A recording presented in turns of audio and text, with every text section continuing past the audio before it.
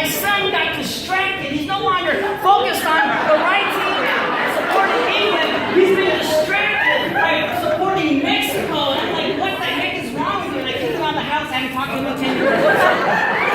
It's a very emotional thing. I'm getting over working through it. But here's the deal.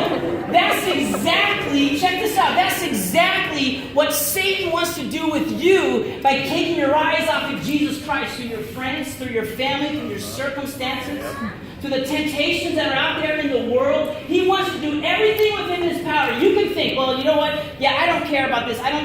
You know what? It doesn't matter. Let me tell you something. It does matter because it's not a joke and it's not a game. Because the reality is this, is that each and every one of us in this room is going to die one day.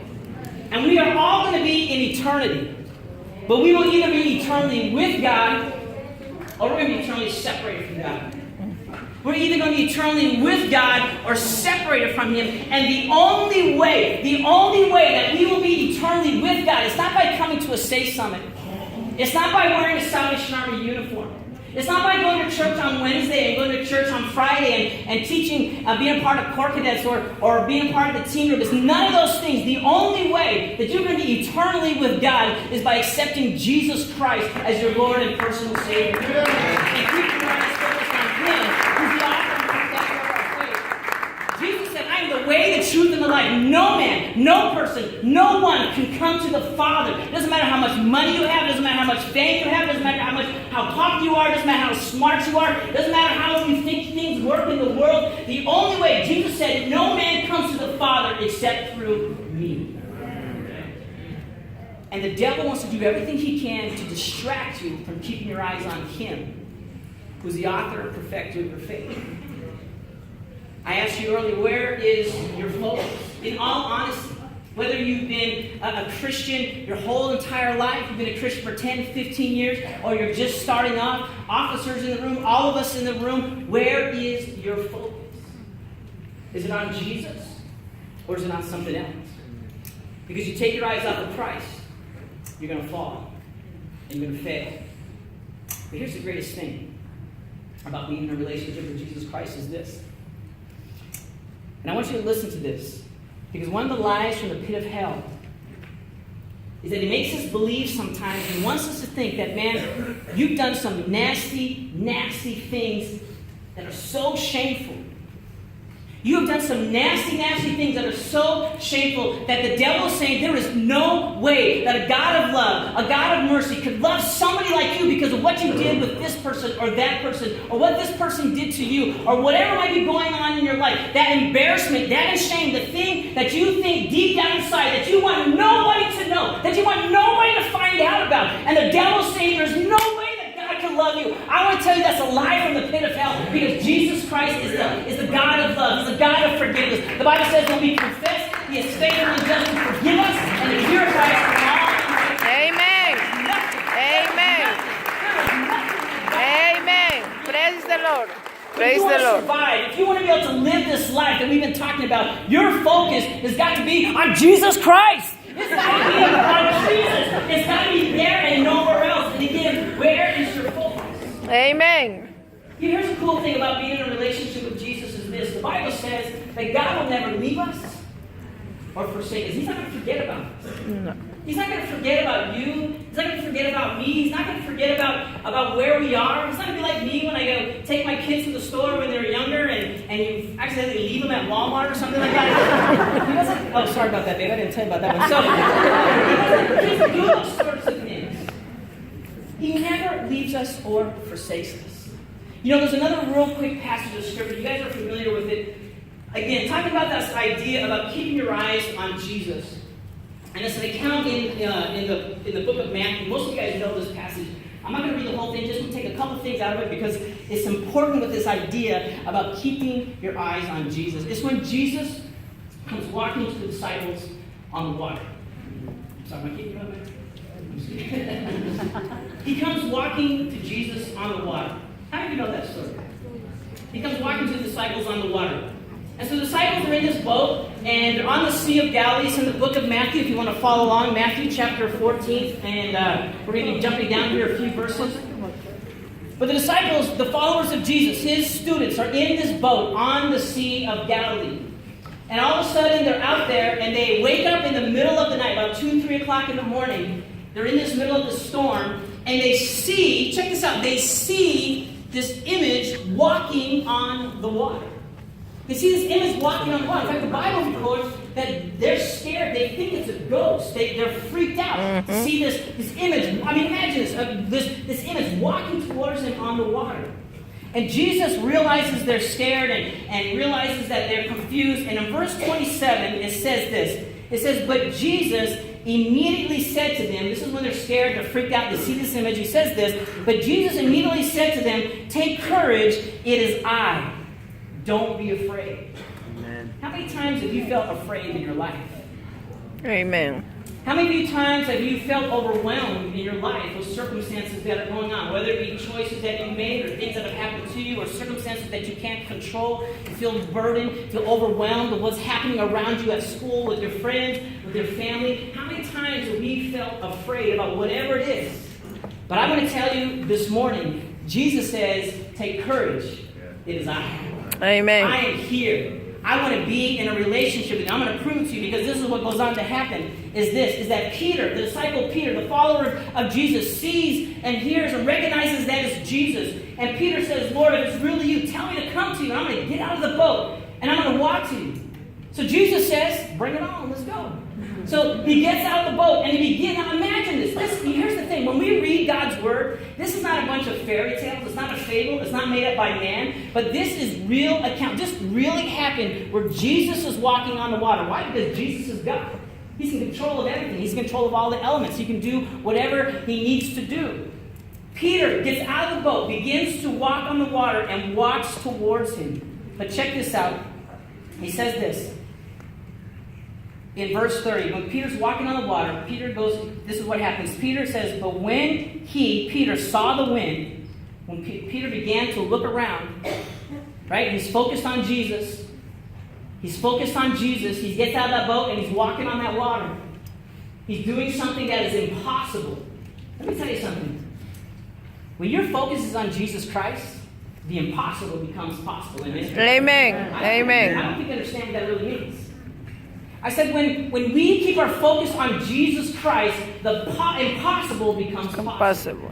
Because, see, God does not set us up for failure. God does not set us up to sin. God sets us up to succeed in Him through His power and His strength. And when we're focused on Him, the impossible in life, the impossible feeling that you have that you can't say no to this temptation, or you can't go to that party without drinking, or you can't give in to the sexual temptations of whoever you're dating, whatever it is, or looking at stuff on the internet, when it feels impossible that you can't do that, when your focus is on Jesus Christ, the impossible in your life becomes possible. Amen. You see, that's what we're talking about this morning. Is that God wants us to thrive. God wants us not just to survive and barely get by, but He wants us to do the impossible in our life. That's right.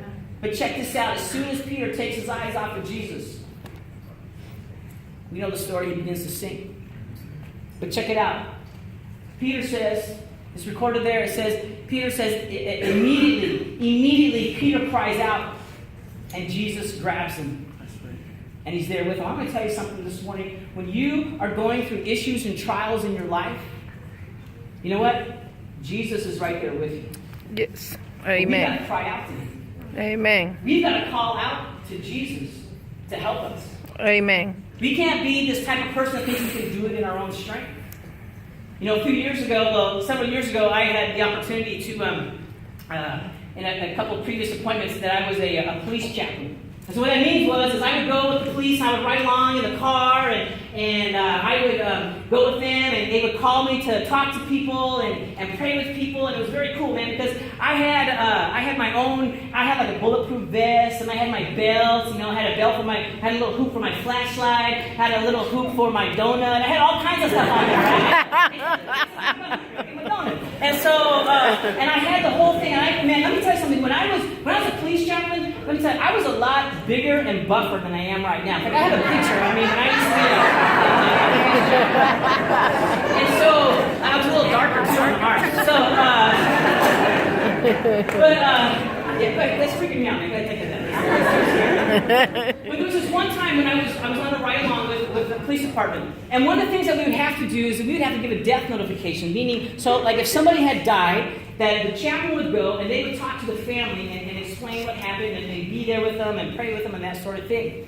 And so this time came when I went to go do a death notification of this lady who was killed in a car accident. And so they called me, and I went with the police officer to the house to deliver the news. You know, there's no easy way that you could tell somebody that. And this is a typical, stereotypical thing that happens like 2 o'clock in the morning. And I go with the police officer, we have to wake up the family, and we go into this house, and so we tell the family what happened. Of course, they're crying, and they're sad, and of course, they're very emotional. We're talking with the family, and the police officer asked me, he says, "Hey, chaplain, do you want me to stay, or do you want me to go?" And I said, "Well, you know what? We've been there for a little while. Things are going okay. Why don't you go ahead and go? I'll just finish with them, and I'll meet you back at the police station." So I'm there with the family, and all of a sudden, the police officer leaves, and within a couple of minutes, the fiance of the deceased, the lady that had passed away in this accident, comes home. Well, this guy had been out drinking, and he came in, and he was drunk. And of course, so I had to give him the news that his fiance had passed away. And all of a sudden, this guy goes crazy. Like, he just starts losing. He starts punching the wall. He's kicking over the lampstand that was there. And he's coming towards me because I'm the bearer of bad news, right? I'm the one that brought this bad news. And so he's coming towards me. And I'm thinking, oh, man, shoot, I don't even have my Bible to throw at him. So I start standing behind the mom that was there. You know, I'm trying to... And so I'm kind of like standing behind her like this. You know, it's going to be okay. Things are going to be fine.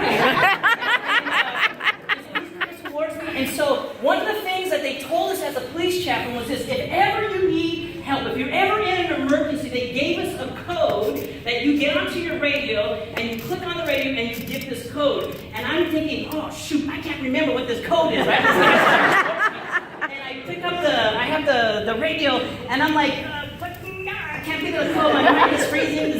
This big dude is coming towards me, and I'm getting a little bit freaked out because I don't think the mom's gonna stop him, and he's coming towards me, and I'm just like, chaplain needs help! I'm screaming. And here's the thing: what happened as soon as I made that call, it was only a few minutes when all this happened. From the time the police officer left and all this was happening, the police officer that was there, I could hear the sirens coming back towards the house. I'm starting to feel a little bit more safe, and I'm thinking, I'm just praying, Jesus, get him here fast, get him here fast, get him here fast. And so this guy is coming toward me. He's going crazy. He's cussing, he's swearing, he's doing all this stuff. The police officer comes into the room. He grabs the guy. He throws him down on the floor. You know, puts him in handcuffs. I'm like, oh, what's up now? I'm Mr. Tough Guy, but here's the thing. The reality is I needed help. And when I called out for help, the help came. Yes. When we call out to Jesus Christ, the help comes. Amen. Amen. It doesn't come when he thinks, oh, let me get around to it and see when I can get there. No, just like in this passage, immediately, Jesus reaches out his hand. Amen. And he grabs Peter out of the water. And here's the coolest thing about this story. I'm going to close with this. About this account. Is not only does Jesus grab Peter out of the water, but the coolest thing about this whole thing to me is that the Bible records that Jesus walks with Peter back into the boat. Just think about that for a second. Jesus walks with Peter.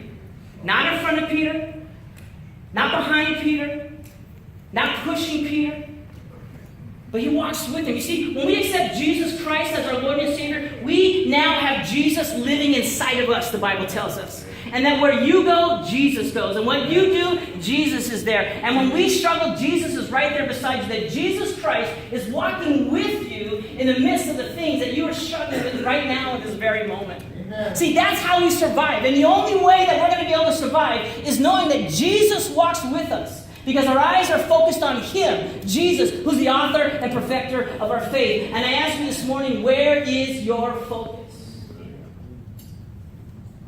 I'm serious about that. Where is your focus? Because it's because of what Jesus Christ did on the cross. It's because what Jesus Christ did on the cross for us, that He willingly, we're getting ready to celebrate Easter, He willingly went to the cross for you and for me. And so many times we think about our Easter and we get caught up in what Jesus is doing and the suffering and all that kind of stuff. And here's the thing. There's a passage that Captain Keith referred to last night about when Jesus said, if there's any other way for me to do this, God, if there's any other way for me not to go to the cross, would you please tell me how to do that? Because Jesus didn't want to go to the cross, not because of the whippings that he was going to get. It wasn't because of the crown of thorns that was going to be pushed into his head. It wasn't because he was going to be hung up on a cross. The reason why Jesus didn't want to go to the cross is because he was going to take your sin and my sin and be separated from God. Yes. But it's because he took your sin and my sin that we no longer are separated from God, that we can be in the presence of God and have a relationship with him because Amen. he did what God wanted him to do. And that's what God wants for each and every one of you, is he just wants to hold you and embrace you and say, you know what, I love you. I know you're struggling. I know you have issues. I know you have challenges. I know you have temptation. I know you give in to stuff. I know you're doing things that are wrong. But if you come to me and keep your eyes on me, I just want to hold you and embrace you and walk with you through life. So what are you going to do about it? What are you going to do about it? Are you going to be a person that sits and listens and says amen and does nothing about it? Or are you going to be a person who's going to say, yeah, you know what? Man, I am screwed up. I do some stupid things. I've done some stuff that I know that is sinful. And I just want to say I'm sorry, and I want to confess those things. I want Jesus Christ to walk with me through this journey of life. Here's the greatest thing is this, is that not only does Jesus walk with us, but you know what? He also brings other people around us to walk with us as well. That's people within your youth group. That's your core officers. That's your youth leader. You know what? We're not alone with the struggles that you face. The temptations that you face, I can guarantee there are other people in this room that deal with those same temptations. Amen. And so this is what I want to do. This is what I want to do just in these next couple of seconds. I just want everyone to bow your heads and close your eyes.